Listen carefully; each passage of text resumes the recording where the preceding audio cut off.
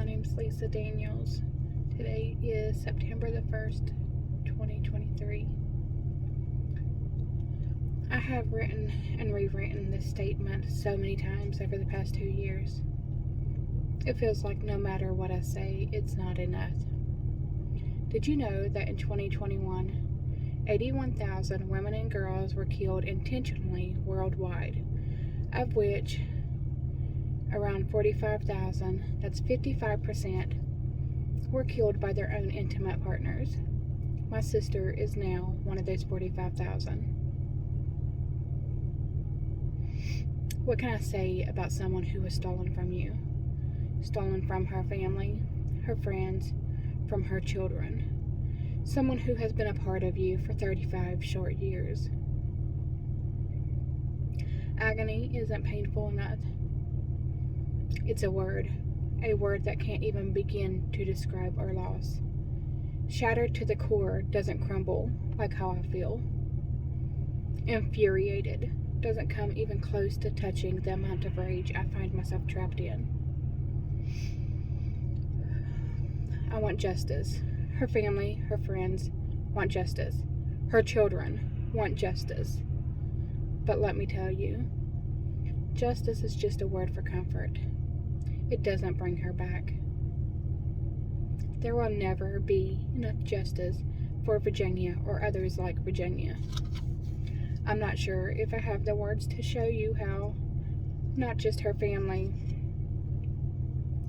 but everyone who knew her lost someone irreplaceable. To you, she's a name, a file, a statistic. She's so much more than that. Nathan didn't just take Virginia's life. He took her from everybody, from us. And I hope with my statement, you get to know her a little. That for you, she becomes a little more than a statistic or a name in a file. I hope she becomes a friend. Your sister, your mother, your daughter. Nathan has led many of you to believe that he is insane and he didn't know what he was doing. By the time I get to read this to you, your decision will most likely have been made. Sane or insane. Or possibly even a plea deal will have been struck. He's good. He's smart. And he's a great salesman, very convincing. The type that could sell firewood to the devil, or meat to a vegan. But he's also one of the most selfish and self-serving people I have ever known. I just left work at the hospital I work at, and I witnessed someone's final walk. Virginia was an organ donor.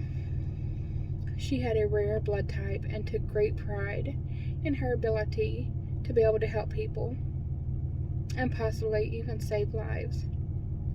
We have had this conversation many times. What we wanted when one of us passed away. She was adamant about donating her organs. She wanted her death to mean something. For something good to come from it. He stole that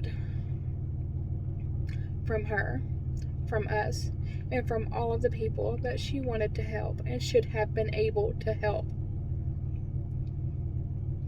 She should have gotten that walk. I know you know how we feel. You may even on some level truly understand. You have seen the crime scene photos.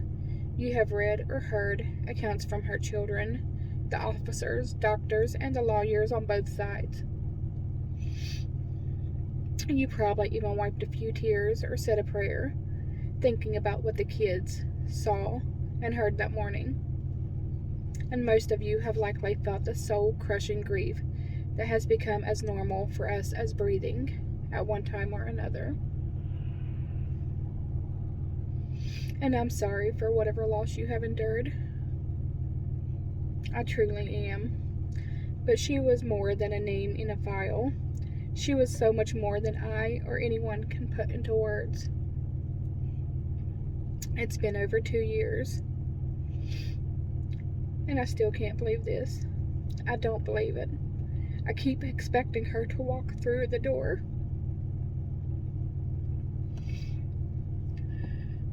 To pick up her children. On some level, I know she never will. She's gone. I know it's true. I saw the news report. I was even interviewed at one time for the news. Abby and Nate told me what happened. I have nightmares about that moment. In my dreams, I try and reach out and grab her. Anything to prevent what happened. Yet every time I can't reach her. I hear her screams. Screaming for help, begging him to stop, and asking why. Screaming for her children to run. Screaming for help that will never come. I picked out her coffin.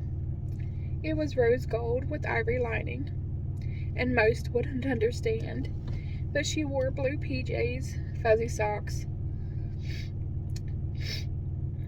and a robe that belonged to our grandmother, who had passed away 18 years ago. We wanted her to be comfortable. She was buried with a purple Bible, much like the pink Bible that she carried around for a long time, and some rosaries and a few mementos from different family members. Rusty, the funeral director, himself cried when he received her body. He didn't know her, had never met her in person. I was on the phone with him not long after she arrived to his funeral home, and he could barely talk. He was so choked up. He's been a funeral director for 36 years, and he was crying over my baby sister. Her children wanted an open casket against our advice. He did the best he could with her, but she didn't look like her. She looked fuller in the face, older, fake. He had to use a lot of face putty to cover the stab wounds, but you could still see the cuts on her neck and her hands. Her poor hands were so cut up. I lost it when I saw them. The pain she went through, I couldn't do it. I couldn't say goodbye. I choked. I remember hearing something that sounded like someone screaming in pain, only to learn days later that it was me as I was trying to say goodbye. She's my baby sister, my best friend, and I watched as she was lowered into the ground. Our mom still hasn't been able to visit her grave, as if by not sitting next to her grave makes it a little less real. Our family is now broken in a way that can never be repaired. Right now, it is 2 years and 2 months later, and I still don't believe it. It still feels like a nightmare that we will never wake up from. We have fallen down the rabbit hole where up is down and down is up. Having a sibling murdered changes you.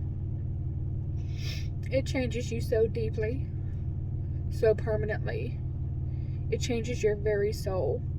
Every fiber of your existence is molded into something unrecognizable.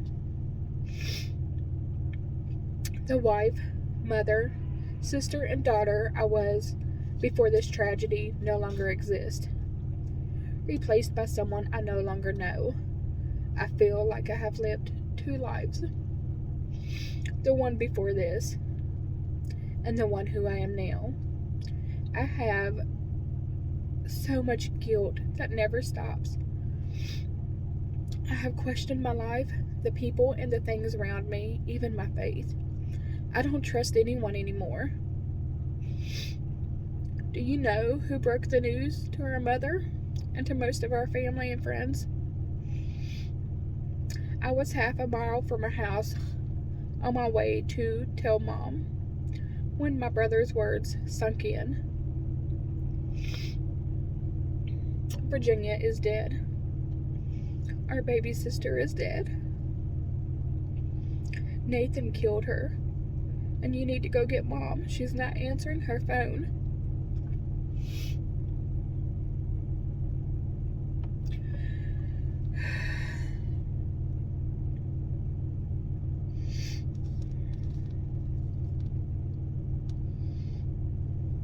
I'll never forget those words, Your Honor. Hearing those words from my brother has been the absolute worst words I have ever heard, and my mind could not comprehend. That very moment, my world stopped. I was in shock, my body moving, but my mind frozen on those words. I was crying, not Virginia. Screaming it inside my head for hours and days on end. Everything released from my body, as if you do when you die. But here I am, still alive. But I will tell you, a large part of me has died, and I'm learning to survive again in this awful living nightmare. This crime has impacted my core beliefs, my perception in life, destroyed my trust with family, friends, and people around me, and has also made me question at times my own faith. Mom was asleep when I got there, and I had to wake her. I really didn't want to. She had been up all night, and I wish I could have left her sleeping.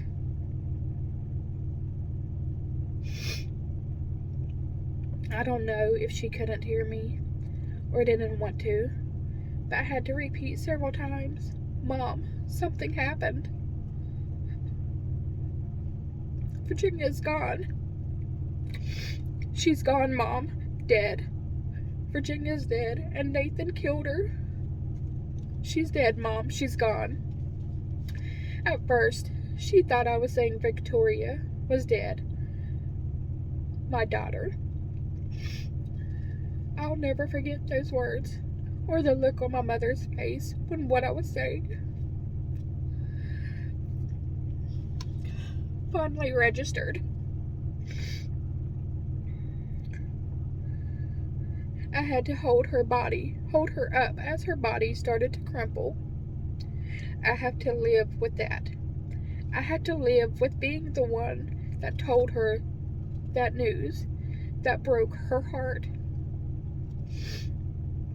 It's my voice that she will hear every time she remembers that day. Virginia is dead. That by itself is hard. No matter what happened or how her death had happened, we would still have this hole that used to be her. But the part that keeps me up at night, and so many others, that causes the nightmares, and we can hear her screams, even though I know she's not here and I wasn't there. The part that crushes my soul is how she died. 30 to 40 some minutes, the kids said. That's how long the kids believe it took. It doesn't feel like a long time. But for her, fighting off the man that swore he would protect and love her, as he stabbed her over and over again, while her children stood crying outside of the bedroom door. Just 30 minutes would have felt like a lifetime. I don't believe he didn't know what he was doing. I don't believe he has no memory of doing it. I believe with every fiber in me that he planned to kill her, and he's been planning it for a long time. She was leaving him. She had already left him. He lost his control over her, and she refused to let him and his mother continue to mentally abuse her. Maybe he didn't plan for her to die in this way, but he planned for her to die one way or another. I have my reasons for my belief. Nathan is smart, probably one of the smartest people I have known. And he has the drive and the discipline to have planned a fake mental illness to get away with murder. But there's no evidence, so nothing can be done about that. Nathan and his mother were always both so careful that any evidence, anything that they did or said, would paint Virginia as the bad person, not him, as so many narcissistic abusers do. Nathan may claim not remembering what he did, but his children, her family, will never forget. Knowing what he did to her screaming for help that would arrive too late to save her, while her children were crying and pounding on the door. Knowing her last 30 to 40 minutes fighting for her life, not knowing if her children were next, must have been a living nightmare for her.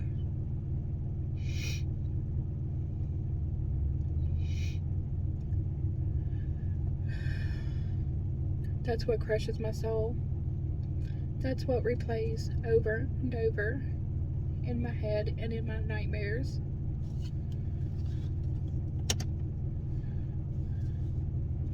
How am I supposed to help my children, her children, process this if I can't help myself? How do I help our children understand the monsters are not under the bed? They're the ones that walk beside you. The people, family, that you trust and love. I have had more anxiety attacks in the last couple years throughout this than I have had at any other time in my life. Fear-based anxiety attacks are crippling and hard to reason your way out of. Virginia and Nathan were toxic together. Nathan was not only controlling and mentally abusive, but reactively abusive. He would start arguments with her and keep pushing and pushing and pushing until she snapped. Then he would sit back all calm and ask her what her problem was. Why was she acting this way? This is not a speculation, but a fact.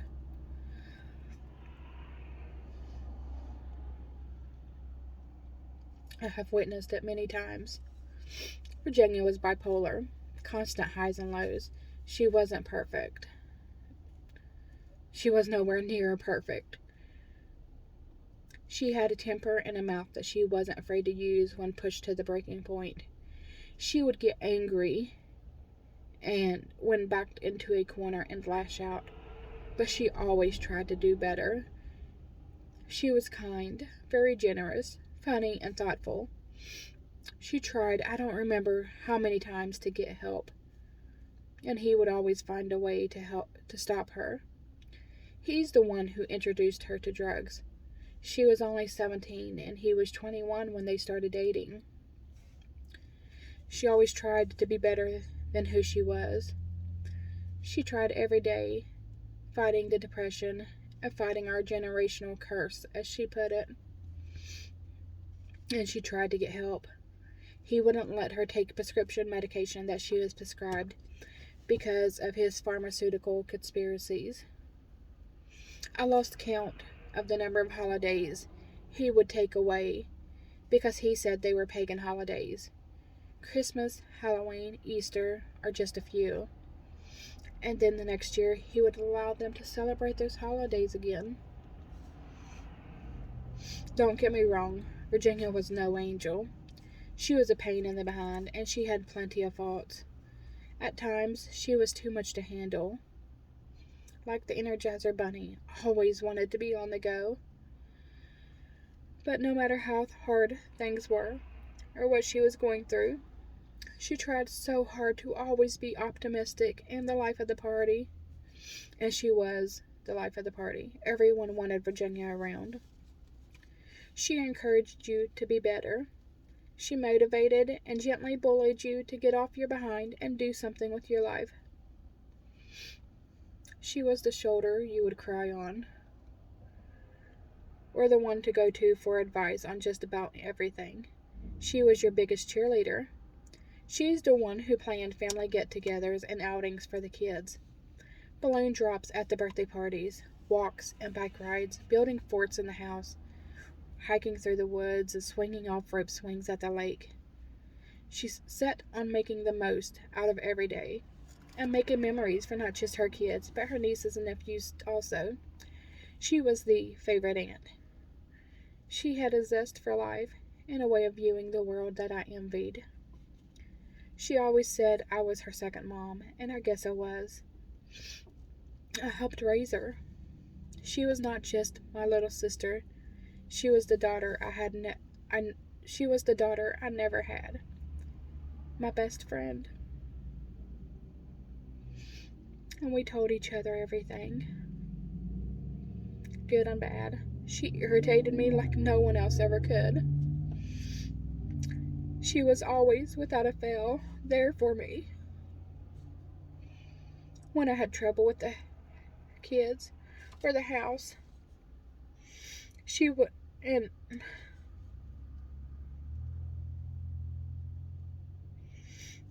every time I wanted to give up, which was often, she wouldn't let me. She was always, without a fail, there for me. When I had trouble with the kids or the house or work, or just wanted again to give up, she would turn it into a cleaning party, cranking up the music and dancing around the house, singing along to the oldies with the kids, or dancing in her vehicle at red lights and stop signs. She was the one person who could see me, saw me as so much more than I see myself, and she believed in me so much that I almost believed in me. And she saw the best in everyone, and she would get so angry when I or anyone was down on themselves. My or your every accomplishment was something to celebrate for her. She was goofy, not afraid to laugh at herself, and more often than not, I had to smile while acting upset with her. I hate this. I'm angry and confused, and the tears are never ending. It feels like a piece of me has been ripped from my chest, like my lungs are on fire, and I can't scream for help, and I can't imagine the rest of my life without her. I have physical symptoms from this murder. I didn't think it was possible to have physical symptoms from grief. I have gained a lot more weight due to stress. I get migraines. I suffer from complex PTSD, anxiety, and depression. I have IBS from the stress. And every day I'm confronted by triggers due to this trauma. Music, movies, cartoons, our local park, the grocery stores, Walmart, driving down the road, the hospital where I work. They have all become triggers. Even visiting family triggers me. It's worse than any addict that is suffering from any kind of addiction. I think about her every day, all day. We have celebrated 2 of her birthdays without her.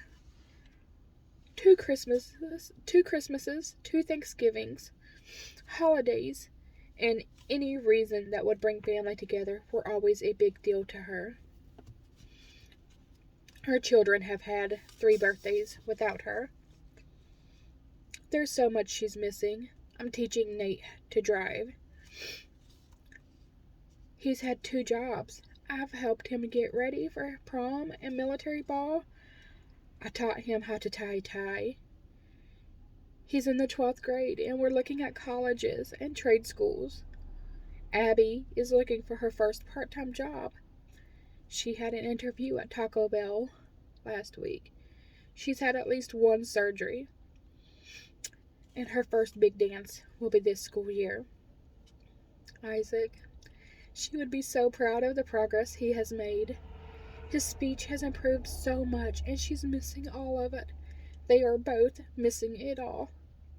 And instead of him just letting her go, Nathan lost it all because he couldn't handle losing control over her. Her daughter is 15 now. She has another surgery she needs in the not too distant future, and she needs her mom for this, not me. And I'm terrified that after every surgery she has, she's going to give up. Her mom was her biggest support. Her mom was always there. She has nightmares and night terrors, anxiety, and panic attacks almost daily. She has nightmares that Nathan is coming after her next. Nightmares that it's her he's stabbing over and over. It scares me. All three of her children had to be held back a grade after what they witnessed. Mentally, emotionally, they weren't prepared for the next grade. They all have been in trauma counseling. Her oldest son is 18, and he's depressed and withdrawn. He has bottled it all up. He talks to me very little about what happened, and he's struggling so much with what he saw and heard. He wants to change his name to no longer share the name of the man who murdered his mother. Her youngest, who's 8, won't have any of his own memories of them. By the time he's an adult, he will only have vague impressions, and other than pictures and videos, he won't remember who she was. He won't remember who Nathan was. He has nightmares several times a week, and since his speech has improved, he wants to know why this happened. He'll ask if Nathan is a bad man, if Nathan is going to downstairs, meaning hell. He's petrified of my death. He will often ask how or when am I going to die, if it will hurt me. I don't have any answers for him. I don't know how to put his mind at ease. He suffers from separation anxiety. So far, after 2 years of trauma therapy, it hasn't helped anyone. Her children were robbed of not only their mother, but their father also, by their father, and also the future they should have had. And they have to struggle daily with the knowledge and memories that their father did this to them. To her, they still love him. They want nothing to do with him right now. They want him in prison for the rest of his life. And I don't forgive him either. I can't. Not yet.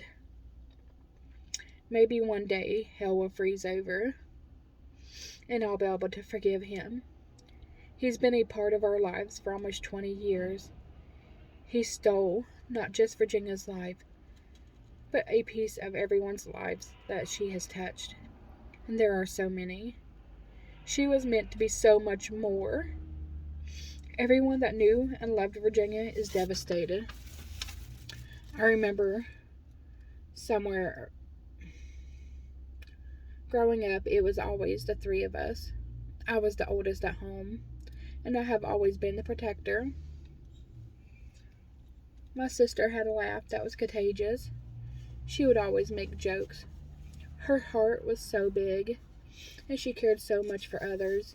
She would give the shirt off her back to a stranger in need. And she did once when she came upon a lady who got into an accident. She would make meals and give them to the homeless. She had nephews and nieces who thought the world of her, who looked forward to her coming over. She was one of those people that others were drawn to, and I wrestle every day with guilt. The last time I saw her was 3 weeks before her death. I was angry with her. We fought several months before, and I wouldn't budge on the anger. I refused to forgive her until she apologized. It was probably the first time in my life I tried to establish boundaries for myself. And look at how it turned out. But in my mind, I was right and she was wrong. And I just needed her to apologize for what she tried to hug me by that last time I saw her on June the 1st, 2021, outside of Denny's where she worked. Mom and I were leaving Jacksonville after visiting her and our brother for 10 days, and I just shrugged her hug off, gave her one of those awkward side hugs, and said, "Yeah, love you too, bye." I remember watching her in my rearview mirror as I drove away. She was crushed, and you could see it on her face. She tried messaging me just days before her murder, and I wouldn't respond. I was dealing with the devastating, newly acquired information of my husband's past affair with someone I cared about, and my new cancer diagnosis. She wanted to help and to be there for me, but I was so upset about everything. I just couldn't deal with my issues and with her right then. I was still angry with her, but I knew we had time to make it right, and I was robbed of that. She's my baby sister, my best friend, and I will never get that hug back, and we will never be able to make up right now. And she died thinking I hated her. She should have been here to help me through my cancer treatments. She should have been here to be the life raft that I needed, and I miss her so much. I'm drowning in it. I will probably go to the grave not forgiving. I'm sorry. I will probably go to the grave not forgiving Nathan for what he stole. The pain he put her through during their relationship, and the pain he caused her that morning. I have never understood true loss and true hatred till now, and no murderer should be granted leniency for their ill will. Help our family collect some peace of mind from the brutal, selfish, vicious acts of Nathan. We want justice to be served for our own mental sanity, to be able to live in peace knowing that Nathan will be out of society, living under constant supervision by the state of Florida, where he forever belongs. And most of all, justice for my sister, Virginia. Justice for her children. We want the maximum sentence that law can be upheld. I have never thought about wishing death on a person until now, and it makes me sick to my stomach to have that thought. But I have thought it 1,000 times over. Although death would be too easy of a sentence for him, the so-called men like Nathan need more than a slap on the wrist. That is not justice. You don't get to play God and kill someone and then serve the minimum time like the 7 years we were first asked to accept in a plea deal, or the 12 or the 15. That was a slap in the face and so insulting that I was physically sick.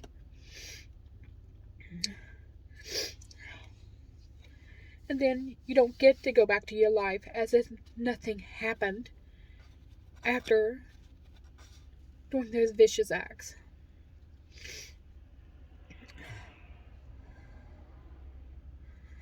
We don't get to go back to our lives like normal. If we want to see my sister, we have to go to a gravesite. The life that we had, the people we were before this, they don't exist anymore, and he deserves to rot in prison. My sister deserves more justice than this minimum sentence that he will get. My family and I live in hell and will for the rest of our lives. So should the man who forced us into this. My statement is about 30 minutes long, and you sat here listening to me talk for around 30 minutes. Does it feel like a long time? Imagine fighting for your life, not knowing if your children were next, for that amount of time, by the person that swore to love and protect you. Virginia should be alive right now. My sister has touched thousands of lives and will continue to do so, hopefully to prevent lives from being lost because of a horrific breakup, by spreading awareness that domestic violence is serious and deadly. Her fight is now our fight.